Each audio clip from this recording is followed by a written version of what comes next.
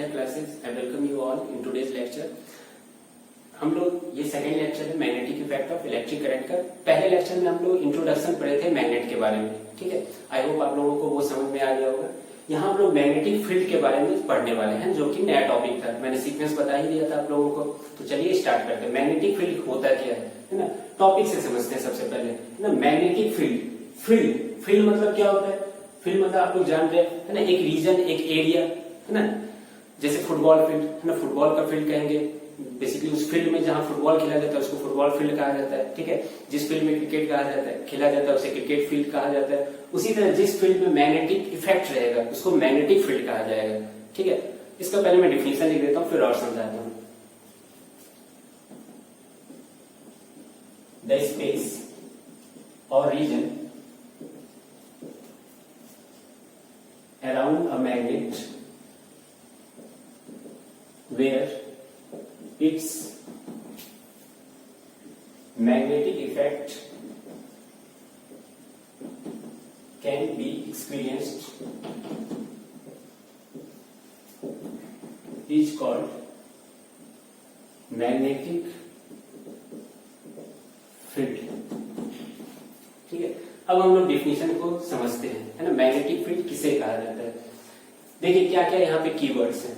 The space और reason, है ना। समझ ले, जो स्पेस या जो रीजन एक मैग्नेट के चारों ओर जहां पर उसकी मैग्नेटिक इफेक्ट को एक्सपीरियंस किया जा सकता है ना, उसे मैग्नेटिक फील्ड कहते हैं। जैसे कि कल का एग्जाम्पल हम लोग देखते हैं। एक हमने बार मैग्नेट लिया था।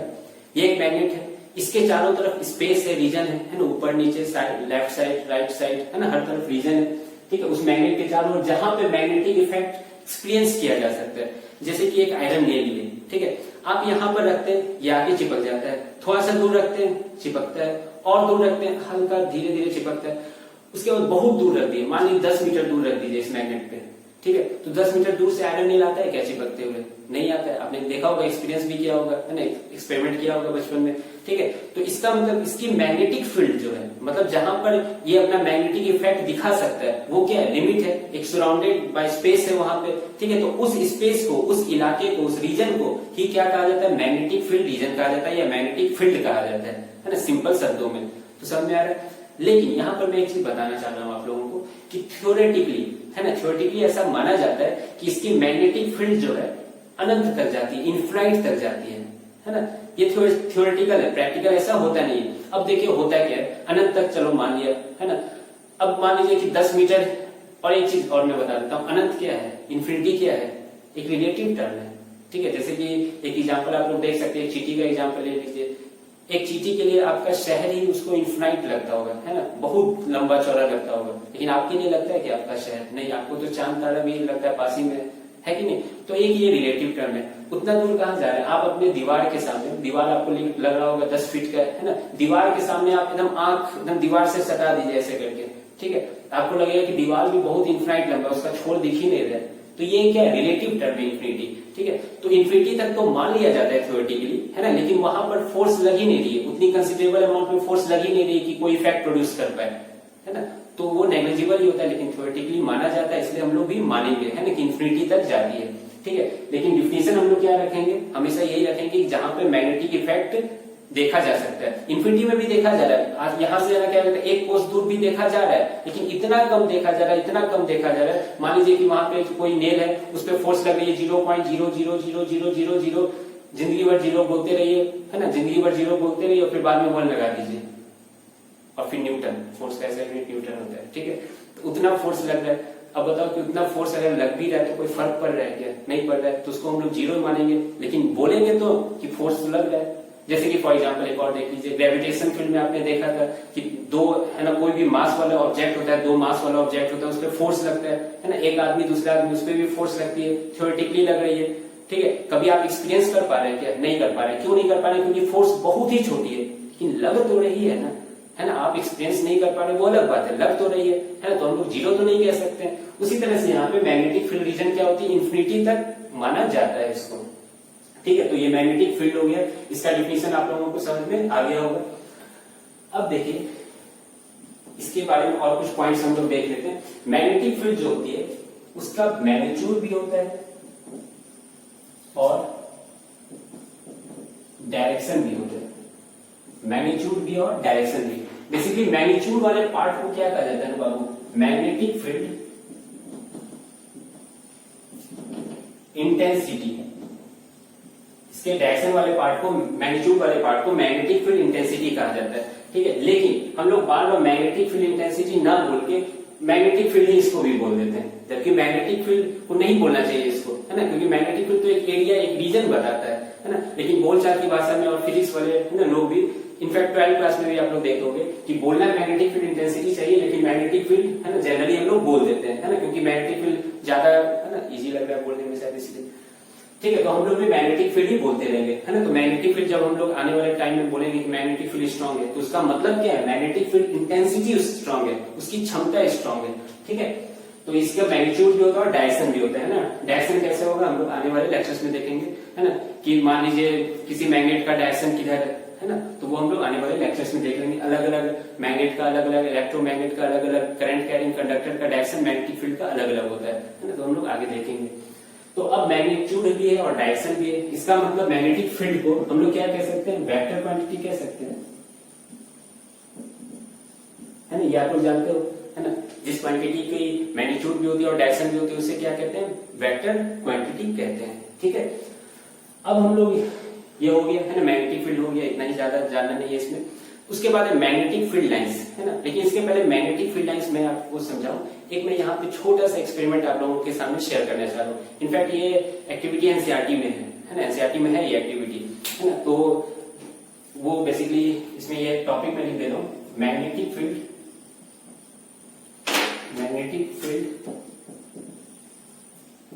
Pattern due to bar magnet,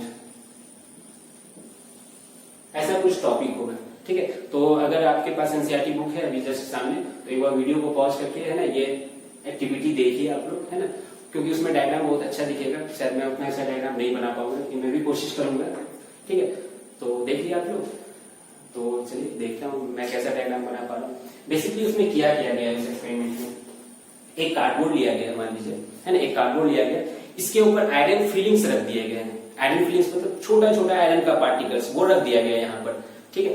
तो छोटा छोटा आयरन पार्टिकल्स रख दिया रैंडम वे में, और नीचे एक बार मैग्नेट को यहाँ पे रख दिया गया। जैसे ही बार मैग्नेट को रखा गया, ये आयरन फिलिंग्स खुद को एक, है ना, एक पैटर्न में रीअरेंज कर लेते हैं, खुद को एक पैटर्न में रीअरेंज कर लेते हैं, जो कि एकदम यूनिक होता है, ठीक है। तो वहीं से हम लोगों को मैग्नेटिक फील्ड लाइंस का कंसेप्ट समझ में आता है, जो कि हम लोग अब, है ना, आने वाले टाइम में हम लोग पढ़ेंगे भी, ठीक है। तो मैं इसका डायग्राम बना देता हूँ, आप लोग देख ही चुके होंगे, फिर भी देख लीजिए कैसे बना पा रहा हूँ। मान लीजिए एक मैग्नेट है, इसका मैं टॉप व्यू बना रहा हूँ, एक नॉर्थ पोल है और साउथ पोल है, यहाँ पे आयरन फिलिंग्स इसके आसपास रख दिया गया, ठीक है। आयरन फिलिंग्स कुछ ऐसे दिख रहे हैं,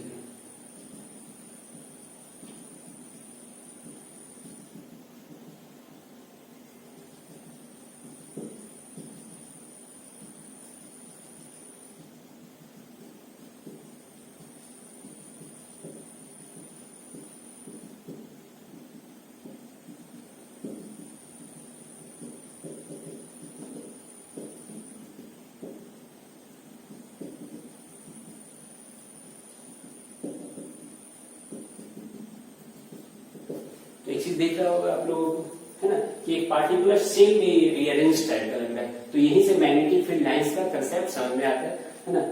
शायद अच्छा ही डायग्राम बना होगा, है ना, आप लोग देख लिए होंगे एनसीईआरटी में। तो ठीक है, अब मैं वीडियो को पॉज करता हूँ, आप लोग इसको उतार लीजिए, फिर हम लोग मैग्नेटिक फील्ड लाइंस पढ़ते हैं।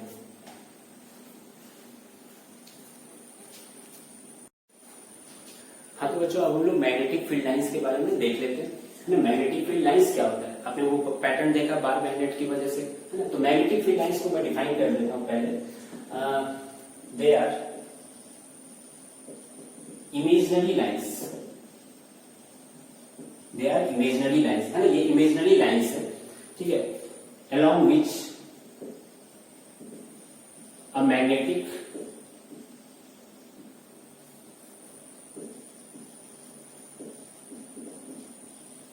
north monopole experiences a force। यहां पे मैं बहुत कंट्रोवर्शियल स्टेटमेंट लिख रहा हूं, लेकिन मैं समझा दूंगा, ठीक है। आप लोगों को लग रहा होगा ये मैग्नेटिक नॉर्थ मोनोपोल क्या हो गया, ठीक है। लेकिन समझते हैं कि मैग्नेटिक फील्ड लाइंस है क्या, है ना। ये इमेजिनरी लाइंस है, मतलब जब आप लोग बार मैग्नेट देखे थे तो यहाँ पे लाइन दिख रहा है आप लोगों को, है ना, कि जिधर फोर्स लगेगी, है ना। लेकिन ये मैं लिखती हूँ फोर्स लग रही है ना, लेकिन एक्सपीरियंस है जब फोर्स, तो ये फोर्स कैसे है ना, वो समझ लेते हैं हम लोग। तो ये बेसिकली वो इमेजिनरी लाइन है जहां पे एक मैग्नेटिक नॉर्थ मोनोपोल, है ना, मैग्नेटिक नॉर्थ मोनोपोल एक्सपीरियंस करती है फोर्स।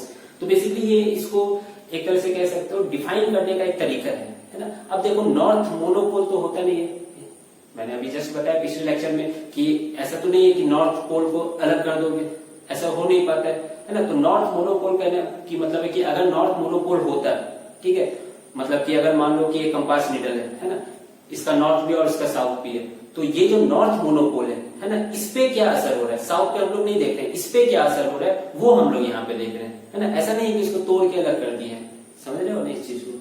तो मैग्नेटिक नॉर्थ मोनोपोल जिस डायरेक्शन में फोर्स एक्सपीरियंस करती है उसी डायरेक्शन में मैग्नेटिक फील्ड लाइंस को हम लोग बनाते हैं, ठीक है। तो इसका भी एक एक्सपेरिमेंट है एनसीईआरटी में कंपास नीडल की मदद से।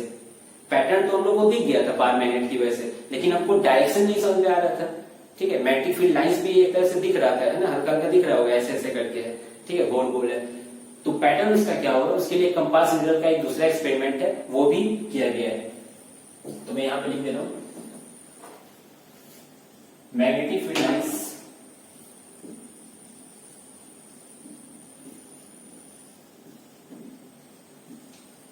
can be depicted using compass needle. Compass needle की मदद से हम लोग मैग्नेटिक फील्ड लाइंस को देख सकते हैं, ठीक है, देख सकते हैं। एक बार फिर से वही काम कीजिए, एनसीईआरटी में देखिए आप लोग वीडियो पॉज करके, ठीक है। नहीं इसमें देखने की जरूरत नहीं, इसमें नहीं देखिए, इसमें कोई खास डायग्राम नहीं, मैं बताता हूँ, इसमें ध्यान दीजिएगा, ठीक है। तो ये हम लोग देखते हैं ये कैसे होगा, ठीक है। तो मान लीजिए कि एक बार मैग्नेट को लिया गया नॉर्थ और ये साउथ, ठीक है। एक बार मैग्नेट बड़ा बना देते हैं, नॉर्थ और साउथ लिया गया। अब क्या किया गया, एक कंपास नीडल लिया गया। कंपास नीडल आपको देखे होंगे ऐसा होता है, ठीक है। बीच में ये पॉइंटर है ना, क्या कहता रहता है, जो कि फ्री टू मूव होता है in horizontal direction, horizontal plane में, और इसमें एक नोक होता है, पॉइंटर होता है। ये बेसिकली नॉर्थ के डायरेक्शन को शो करता है। तो मैं इसी को नॉर्थ मोनोपोल कह रहा हूँ, जो कि डिफिनेशन में लिया हूँ, ठीक है। तो ये जो डायरेक्शन देगा, है ना, वही हम लोग मैग्नेटिक फील्ड लाइंस का डायरेक्शन देंगे, और वो जैसा जैसा देगा वैसे वैसे हम लोग मैग्नेटिक फील्ड लाइंस खींचते जाएंगे, है ना। तो चलिए देखते हैं। सबसे पहले क्या किया गया, इस कंपास को हर जगह पे रखा गया, ठीक है। तो वैसे ही जैसे आयरन फिलिंग्स करते हैं वैसे ही कुछ लाइंस बने, है ना, मैं समझाता हूँ कैसे। यहाँ पे जैसे ही रखा गया तो इसका डायरेक्शन कुछ इधर आया, ठीक है, इसका डायरेक्शन कुछ इधर आ गया। फिर उसके बाद है ना क्या किया गया, ये मतलब क्या हो गया, नॉर्थ हो गया, और इधर क्या हो गया, साउथ हो गया, ठीक है। अब इस पॉइंटर का जो साउथ है, ये जो पॉइंट आया था नॉर्थ पॉइंट, मान लो ये पॉइंट ए आया था, ठीक है। इस ए पॉइंट पे इस कंपास को उठा के यहाँ पे रखा गया, ठीक है। इसका साउथ इस डायरेक्शन में था, तो फिर जब यहाँ पे कंपास रखा गया ऐसे करके, तो फिर इसका पॉइंटर घूमेगा ऐसे करके, ठीक है। तो वो घूम के मान लो इस डायरेक्शन में आ गया, ठीक है, समझ में आ रहा है। फिर उसके बाद यहाँ पर है ना क्या कहते हैं, नॉर्थ पोल का डायरेक्शन ऐसा हो गया। फिर ये मान लो बी पॉइंट है, ये यहाँ पर इसका क्या किया गया, साउथ को रखा गया ऐसे कंपास को उठाकर। फिर ये देखा गया कि ये कुछ इस डायरेक्शन में आ गया, ठीक है। फिर उसके बाद यहाँ रखा गया तो ये इस डायरेक्शन में आ गया, ठीक है। फिर यहाँ रखा गया तो फिर ये इस डायरेक्शन में आ गया, फिर ये रखा गया, ऐसे करके करते जा रहे हैं, ठीक है। ये बेसिकली एक्सपेरिमेंट है। ये इस डायरेक्शन में रखा, आने लगा, दिखने लगा, ठीक है। मैं बना दे रहा हूं डायरेक्ट इसको, ठीक है, ऐसे करके हो गया। अब ये जो सारे पॉइंट्स हैं एबीसीडी है, बाकी सारे पॉइंट्स को नहीं लिखा हूं, है ना, उसको जब मिलाया गया ऐसे करके जब मिलाया गया, ठीक है, तो यही मैग्नेटिक जो फील्ड लाइंस है उसकी डायरेक्शन मिल जाती है। यहाँ पे मैं वहां लिखा था मैग्नेटिक फील्ड का डायरेक्शन भी होता है, तो ये डायरेक्शन मैग्नेटिक फील्ड लाइंस की मिल गई, है ना। और ये मैग्नेटिक फील्ड लाइन कहा गया। ये इमेजिनरी लाइन है, ये आपको दिखेगा नहीं, ठीक है। उसी तरह से जब नीचे रखा गया तो बाबू कैसा दिखा, ये ऐसे करके दिखा, मतलब नॉर्थ से आते हुए साउथ की तरफ जाते हुए, ठीक है। तो इसी है ना कन्वेंशन को हम लोग पॉजिटिव ले लेते हैं। इसका मतलब magnetic field lines north pole से ऑरिजिनेट करती है और कहां पे जाती है, साउथ पोल की तरफ जाती है, ठीक है। यहाँ पे भी देखो नॉर्थ पोल से ओरिजिनेट कर रही है और साउथ पोल पे जा रही है, तो मैं यहाँ पे ये स्टेटमेंट लिख सकता हूं। यहाँ पे हम लोग को क्या ऑब्जर्वेशन मिला, मैग्नेटिक फील्ड लाइंस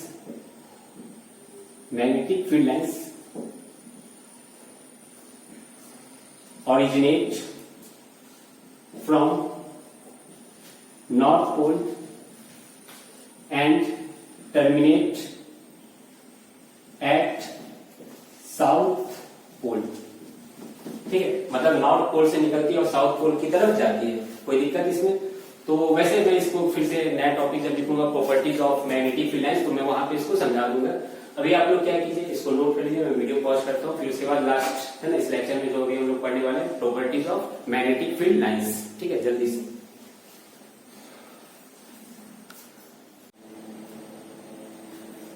ऐसा करते हैं बाबू, आज का लेक्चर यहीं पे छोड़ते हैं। ठीक है, आप लोग रिवीजन कर लेना इसका। Properties of magnetic field lines हम लोग नेक्स्ट लेक्चर में पढ़ेंगे। थोड़ा सा बड़ा टॉपिक है, तो मैं चाह रहा हूँ उसको अलग लेक्चर में ही किया जाए। ठीक है, तो have a nice day, thank you.